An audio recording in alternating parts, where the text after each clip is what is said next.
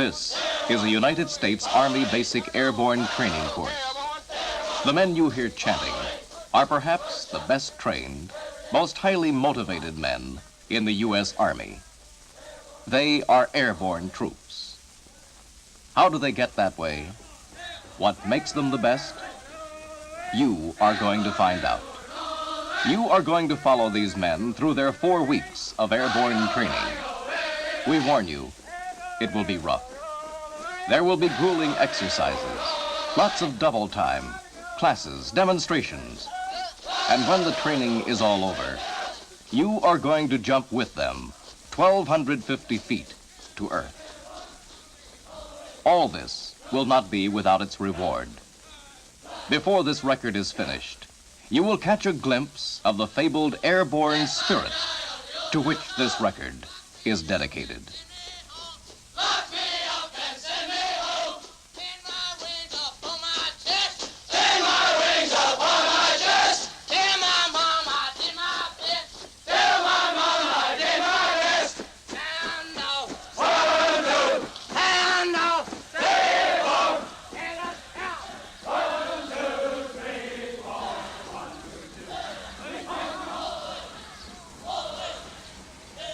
I want to welcome you to Eubanks Field and to the Basic Airborne Training Committee. Members of this committee will conduct your instruction during the next 3 weeks, ground, tower, and jump phases of training. I want to offer some suggestions that, if followed, will make your stay with this committee much easier. Number 1 is your attitude. I assume you are all volunteers. If you are not, you are in the wrong area at this time. As a volunteer, we expect you to show a lot of fire, a lot of drive, a lot of spark, and a lot of determination while you're with us. We're interested in your personal appearance. Airborne units have traditionally maintained high standards of appearance. You will receive a strict daily inspection. We are interested in your performance on the apparatus. The instructors will explain and demonstrate what is required of you before you are placed on the apparatus.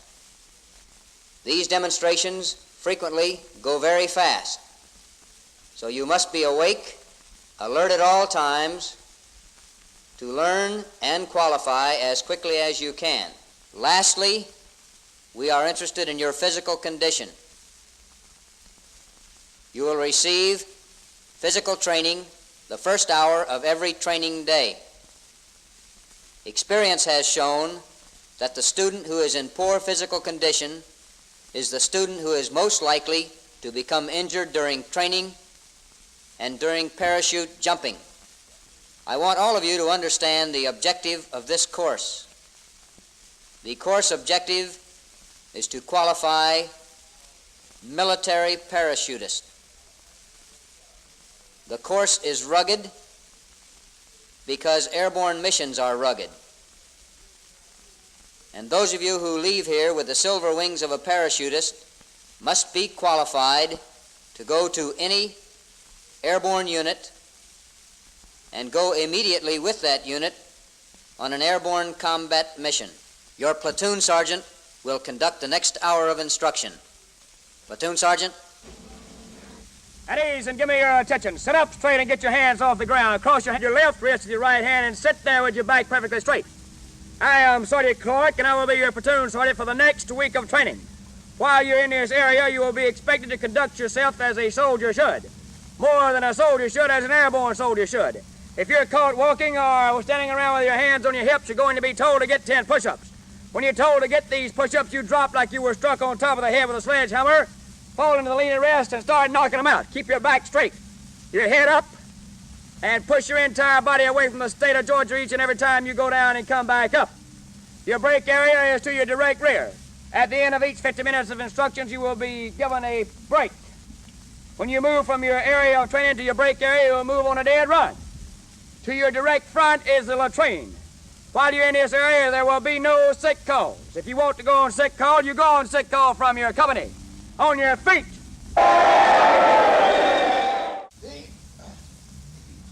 Bend and reach. Hey! Running session. Move. Lock your elbow.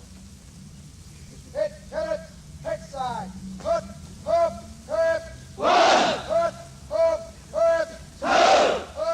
And so it begins. The instruction, the lectures, and the training. And, of course, PT at 6 o'clock in the morning.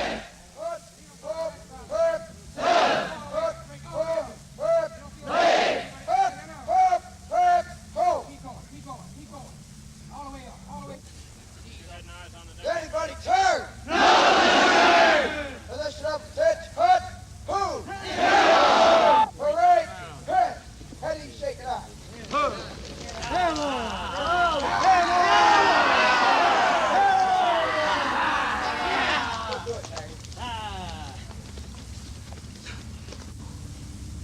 Quiet. Let it out. Quiet. Head, hut.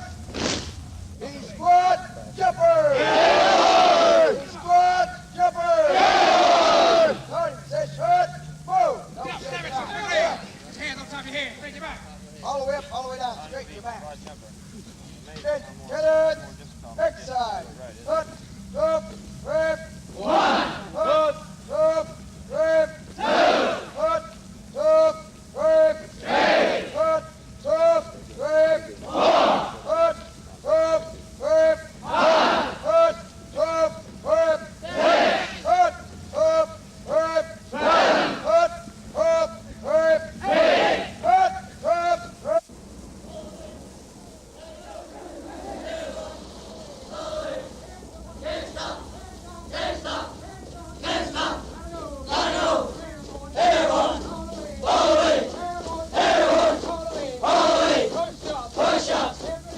After PT, there is nothing like some double time. Somehow the chanting makes it easier.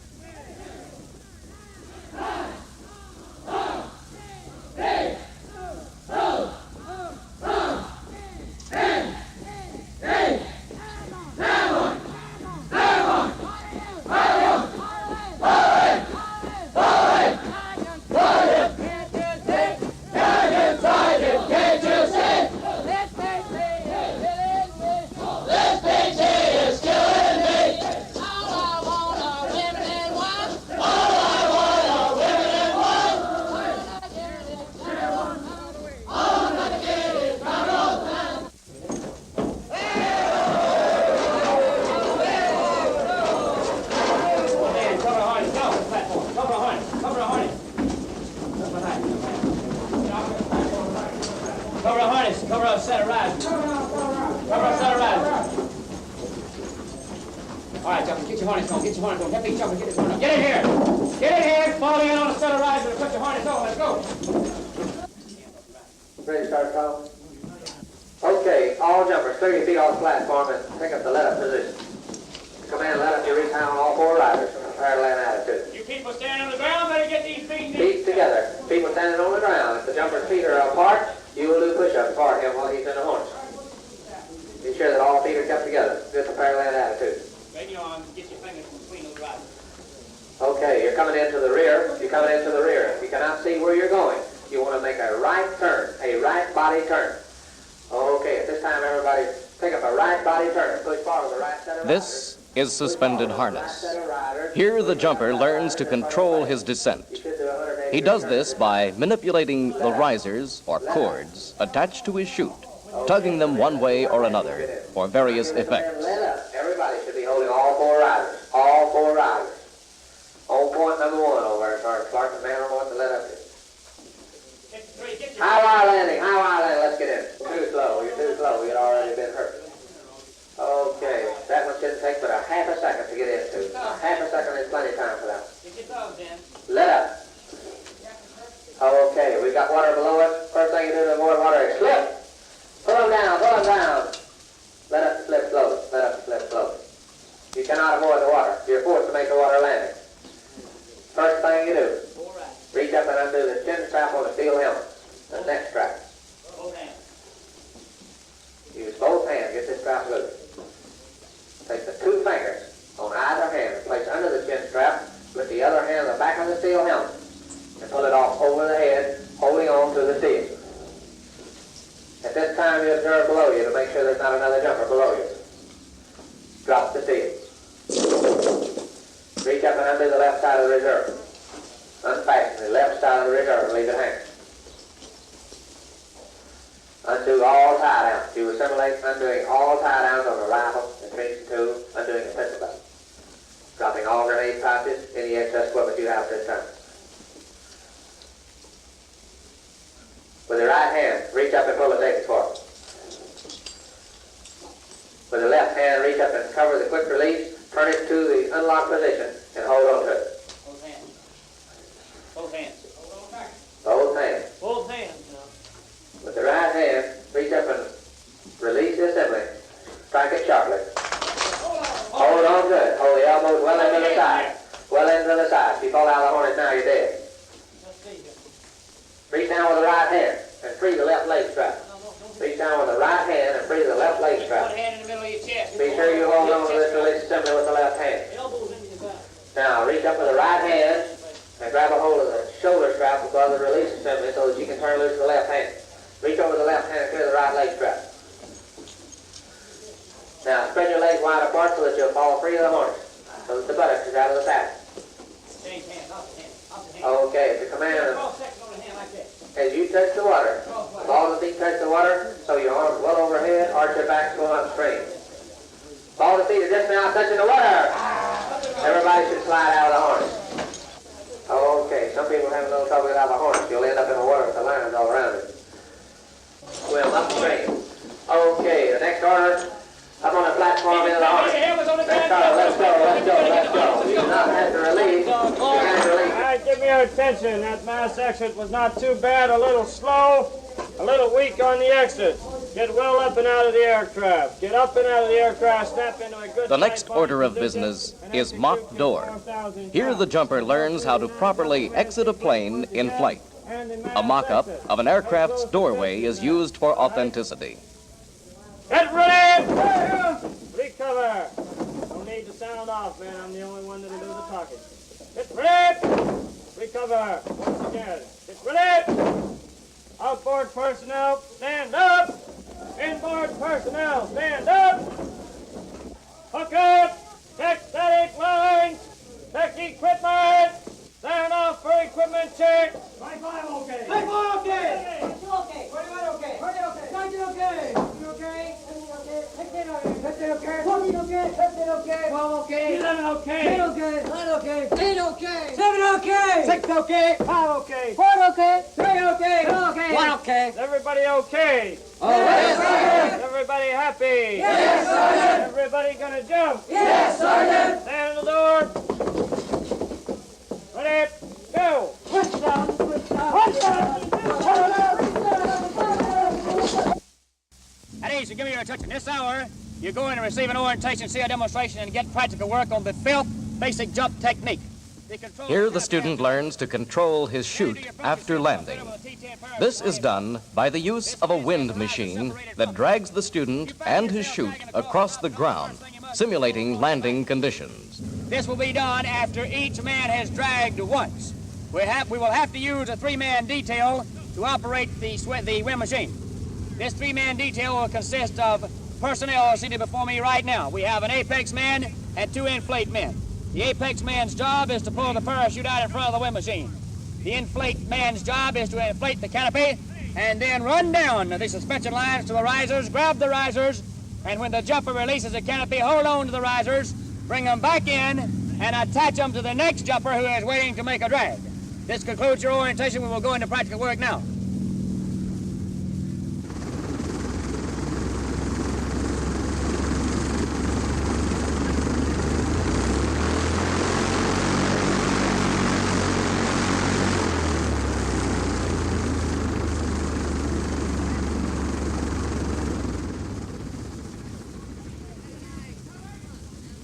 All right, you people out on those platforms stand at parade rest. You got 4 men down there, let me know there.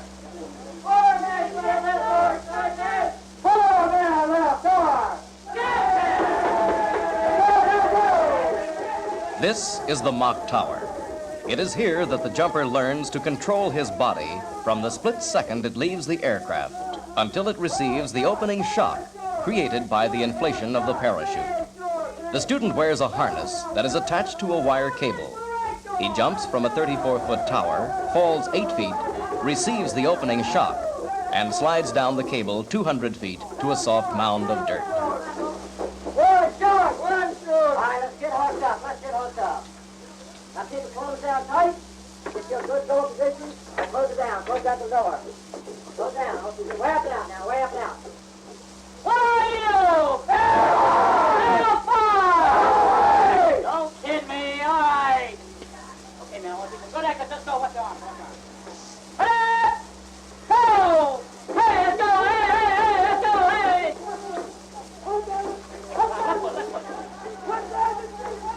Get out of here! And now, timeout for some comic relief, as two of the instructors do some clowning on the tower. Soldier, what are you doing down on the floor? I'm just going to take the wheel down. It's the wind jump. The wind has nothing to do with jumping this town. Now get up here and stand in the door. Oh, you mean son, you stepped on my head. Oh! I'm gonna step all over you if you don't get up here and stand in the door. Show us a long way down there. What do you mean a long way down? Get your head down straight to the front. Tell over your name and tower number. Go! Hey, that's all, look here. I got a malfunction. Woo! What are you doing down on the floor? You haven't even left the tower, and who packed that reserve for you? My first sergeant. I don't blame him. Get up here and stand in the door. Now stand in the door and tell over your name and tower number. Go! I'm telling you, get out of here. Get in here. What do you mean that's it? You can't quit. They told me this is West Point. I quit. No, I don't. This is not West Point, this is the Airborne School. You come down here to jump and you're going if I gotta throw you out. Get out of here! Stand in the door. Tell over your name and tower number. Ryan, number 3, go! Stand in the door. Tell over your name and tower number. Harrison, number 4, go! Where are your people's reserves? Now, if you don't have a reserve, get down and get it. Next is swing landing training.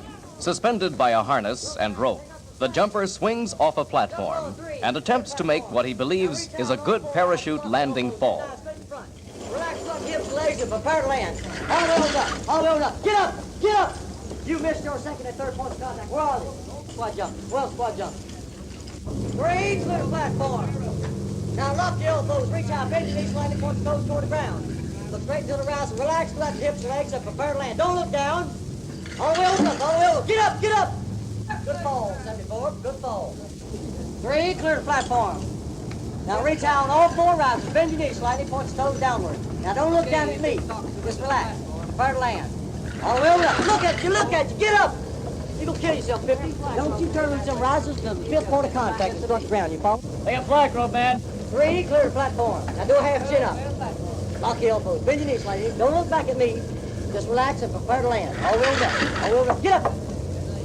Lay a flag rope, man. 3, clear the platform. Now bend your knees slightly, relax throughout the hips and legs and prepare to land. All the way up. Get up. Good fall.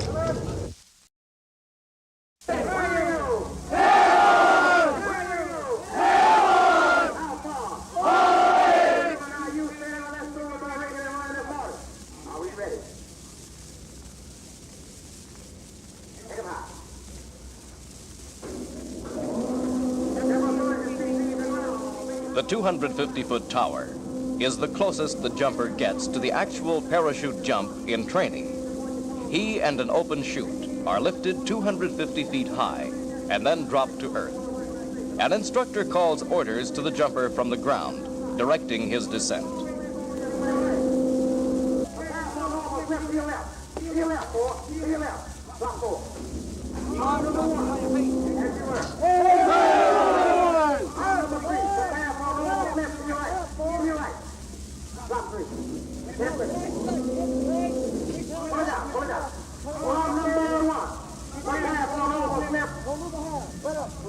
Reach up high on all 4 risers, 3. Bend your knees back up. Give me your right, give me your right, give me your right, give me your right. Give me your right, one, drop it. Pull it down, pull it down, pull it down.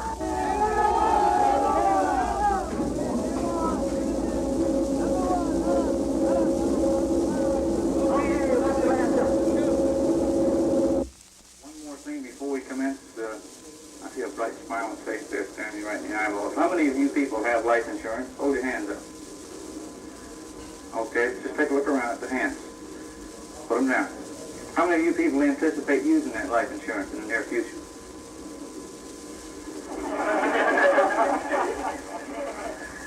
Whoa.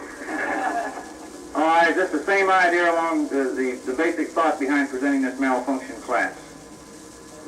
The class isn't given to you to scare you. It's given for just the opposite reason, to dispel all the rumors you've heard in the last couple of weeks. Okay.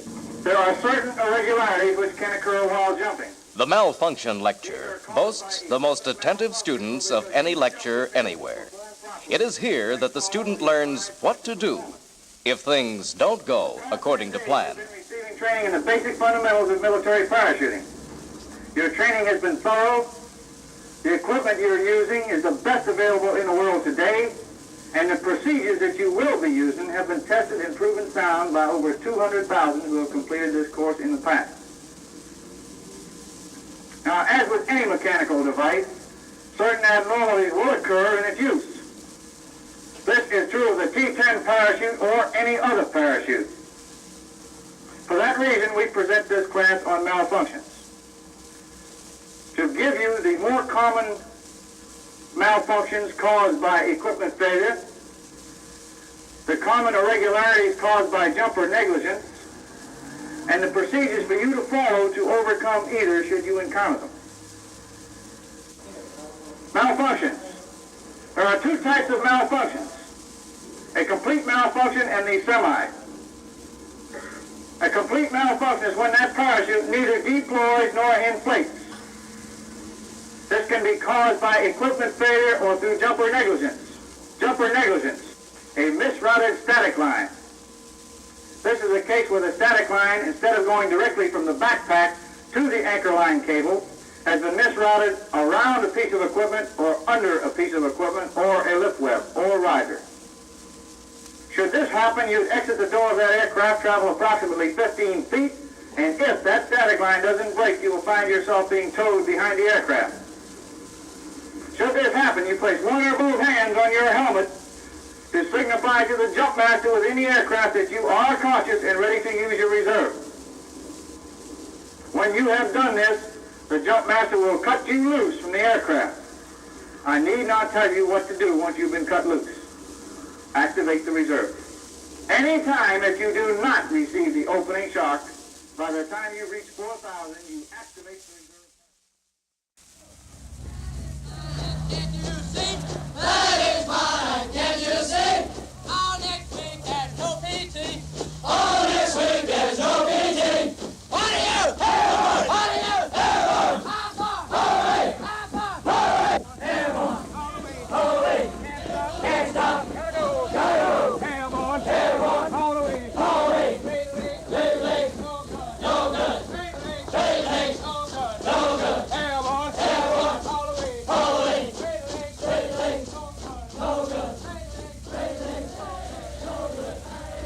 Gentlemen, this morning you're going out to make your first jump of the 5 qualifying jumps conducted by this committee. This jump this morning will be conducted at Fryer Drop Zone from an altitude of 1,250 feet from a C-123 aircraft. Your direction of flight will be from north to south. This is the pre-jump and pilot's lecture. It is the last bit of instruction the student gets before the jump. The winds at surface which you're mostly interested in are 4 knots from the southwest. Now, everything that you've learned in the past 2 weeks should be applied here this morning, and most especially your 5 points of performance. Upon exiting the door of the aircraft, receiving your opening shock, check your canopy, look around you, and keep a sharp lookout during descent. During your descent, you will be receiving instructions over a public address system at the drop zone. These instructions shall pertain to you, and you should listen and obey each and every one of them. As soon as you have landed, execute the parachute landing fall correctly. Utilize the quick recovery, get on your feet, run into and around your parachute, collapsing it. As soon as the parachute is collapsed, then secure it in the proper manner, put it in the kit bag, and double time off the drop zone to your trucking area. There you will be met by one of the instructor personnel, which will hold a manifest roll call place you on your transportation, and bring you back here to building L11 in preparations for the next jump. Gentlemen, are there any questions? Good morning, gentlemen. I'm Lieutenant Maynard, your pilot, Lieutenant Parsons, co-pilot, Lieutenant Hatch, navigator. We're dropping you on Fire DZ this morning, north to south, for approximately 20 minutes en route. Stay in your seats, stay buckled in. There'll be a 20-minute verbal warning, a 10-minute verbal, a 6-minute verbal with a red light, a 1-minute verbal, and a green light over the drop zone. In case you should have emergency crash landing procedures, there'll be 6 short rings on a bell. Stay in your seats, stay buckled in. Just prior to impact, I'll turn the alarm bell on and leave it on. After the airplane comes to a complete stop, you can abandon the aircraft through any means available. The 2 overhead hatches, the 2 troop doors, or the windows can be kicked out. In case you should have emergency bailout in the air, there'll be 3 short rings on the bell. Stay in your seats, check your parachutes. On 1 long ring and green light, we'll exit aircraft to the 2 rear troop doors only. In case anyone should get hung up on a static line, place 1 or both hands on your helmet to indicate you're conscious. We'll climb to a higher altitude and try to pull you in. If that's not successful, we'll cut you loose and let you use your reserve. Does anyone have any questions on anything? Thank you. Let's interview some of our fellow jumpers before the jump. Well, I went airborne because I feel that it's to my professional advantage. I feel that the Army needs as many airborne qualified soldiers as it gets, even in the technical services. Well, I'm frankly crazy about it. I'm enjoying every bit of the training I get here. It's exciting, really. I'm excited about having the opportunity to go up and make my first jump. I naturally have a little queasiness about it, but it's really a wonderful feeling. Before I came to the school, I had many doubts about the equipment, but since I've been here at the school, well, these people have shown me that I can have the utmost confidence in it, and I have. I have developed a confidence in the equipment that I never thought I'd developed before. I feel quite safe about it. Sometimes, during the instruction, they ride you awfully hard, and you wonder, well, now what's all this about? But then as time passes, you start realizing that some of these things they're picking at you on really are for your own benefit, and it makes you feel physically more sure of yourself, and that's the main thing, I think. The Army has a regulation that all new second lieutenants coming into the RA, the regular Army, have to go airborne or ranger, and I hope to eventually do both. It's been hard, but I've enjoyed it quite a bit. Scared, I guess, would be the best word. Last night I read my insurance policies to make sure they covered, but no, I'm really anticipating. I've been looking forward to it. Well, the training and the equipment both, I have the utmost confidence in now. In the last 3 weeks, we've trained hard, worked hard, and I think we've relaxed hard when we've been out training. The instructors are top-notch. There's been no question about that. They are the best the Army has to offer. The equipment is the best the money can buy. There can be no doubt in my mind. Sure, there may be a malfunction, as they say, that you can't go against all eventualities. But if we go like we've been trained, there's not a question. We'll get to the ground safely. Well, I plan to make the Army a career. I figure there's no better way than to stay with the Airborne for my Army career. I'm really, what you could say, gung-ho over it. I'm nervous and scared. I'm looking forward to it. I don't really think that training has been too rough on anyone that really wanted it. But now that the time is close, you say, gee, glad. And the equipment, I don't think there's any better equipment in the world than the equipment that the United States Army issues you. And I know that if you just follow the instruction you've been given, nothing can happen to you. And if it does, that means you haven't been following instructions.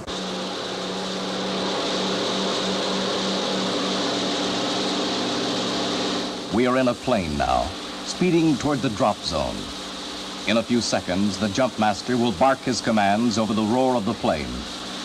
If you listen carefully, you will be able to hear the men counting as they leave the aircraft and the quiet pop of the T-10 parachute as it opens. Look up! 6 static lines!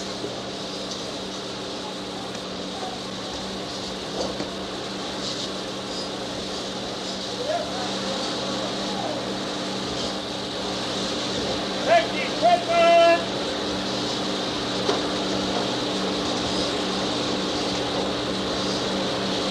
Down on plane, equipment 6!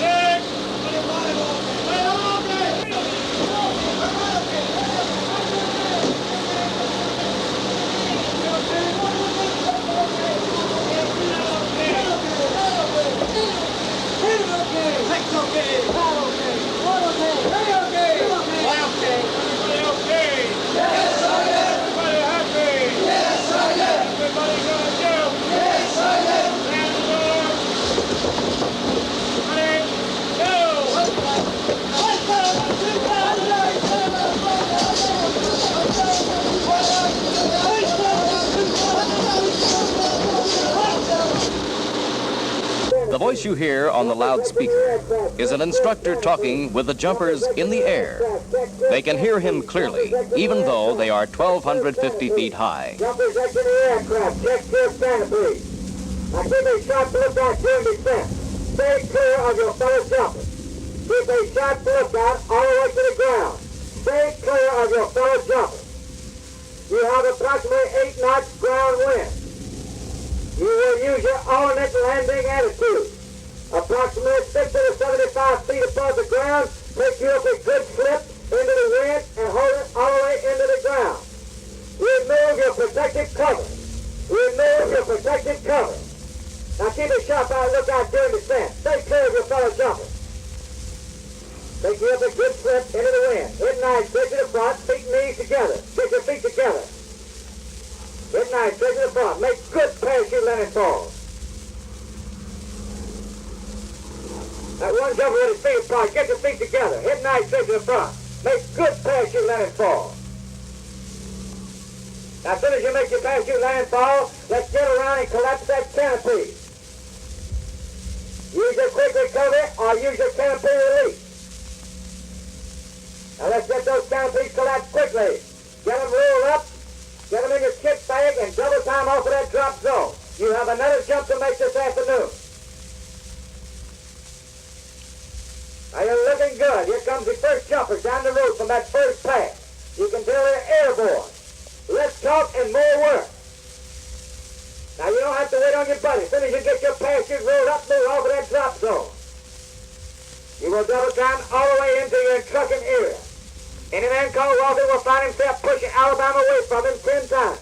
Let's find out how our fellow parachute jumpers fared in their first parachute jump. Jump was an experience like I've never had before. You stand up in the door of the airplane, you look down at the ground, you realize there's nothing between you and the ground, and when you jump out of the airplane, you're just going down and down and out, and you have a sudden feeling of complete loss, and then you get this little tug, and the chute turns you around, and you check your chute, and the thing's floating, you feel good, and then you just have an exhilarated feeling when you look around you. You start floating down. The tower was loud and clear from the minute the blast of the airplane moved away from me. So many things came automatic to me. You know, like getting in the door with the left foot forward and the hands outside the door.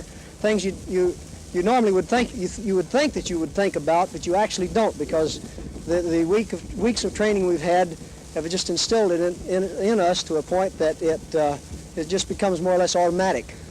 I found myself doing these things, and then when I was floating down the parachute, thinking back and thinking, well, what do you know? I did these things and didn't think about it. Well, it's not like training, but it's mighty, mighty good.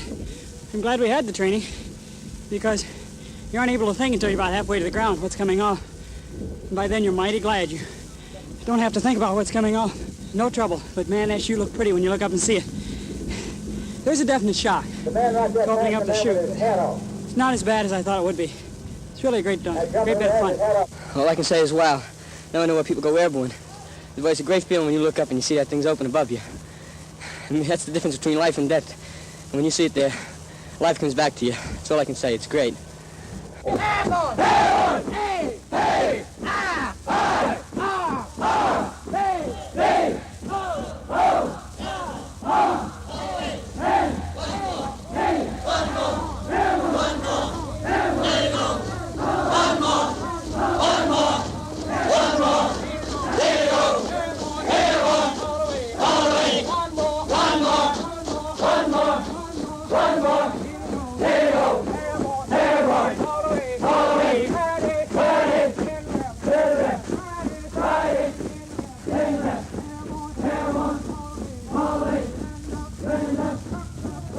The colorful and touching graduation ceremony of the drop zone brings us to the end of our adventure. Today is the great day, the day when you get your wings.